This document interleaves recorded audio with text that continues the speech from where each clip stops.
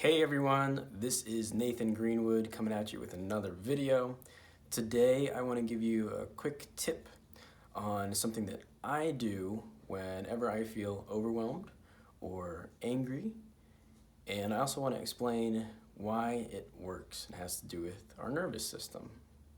So, anytime that I feel overwhelmed or angry, I stop and I do my best to either think or say out loud, I feel angry, or I feel overwhelmed.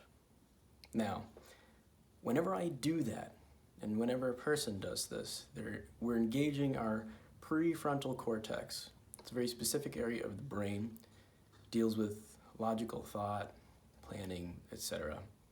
So, anytime we're angry or overwhelmed, we're in a sympathetic state. What that means is, you might be more familiar with this term, we're in fight, flight, or freeze response. The sympathetic nervous system is a branch of our nervous system that basically turns on whenever we're stressed. So that can be great if you're trying to survive something and you need to act quickly, but it can hinder us when there's not an emergency and we're still that stressed out.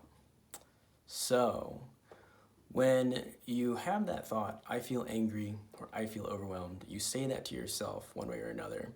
You engage the prefrontal cortex, and immediately you're shifting energy away from the sympathetic nervous system and instead to this other part of your brain. When the sympathetic nervous system is activated, there are certain parts of your brain, not the prefrontal cortex necessarily, it's more like the amygdala and other parts, that cause these physiological responses, uptick in heartbeat, increased rapidity of breathing, adrenaline's released, etc., so forth.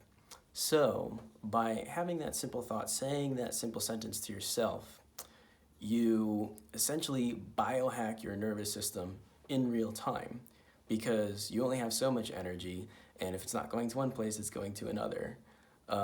So by driving energy to the prefrontal cortex, which is, again, essentially not stimulated when the sympathetic nervous system is active, you're bringing yourself out of a sympathetic state, just because by the laws of your neurons, you only have so much energy to allocate to different parts of your brain and nervous system.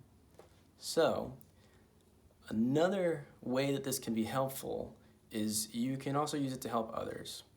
So a good example is if you're a parent, you can use this with your kids. A good example specifically would be, let's say you're heading out the door in the morning and your kid is obviously feeling overwhelmed. You can say to them, hey, I see that you're having trouble with this right now. That brings that conscious thought to their awareness for them. So instead of them saying, I'm angry or I'm overwhelmed, you are saying it for them because you're helping them. Once they're aware of that, it's best to give them a choice to think about. So in this example, I would say something like, I see that you're having a tough time with this right now. Would you like to eat breakfast first, or would you like to get changed first? Now they have to think about it.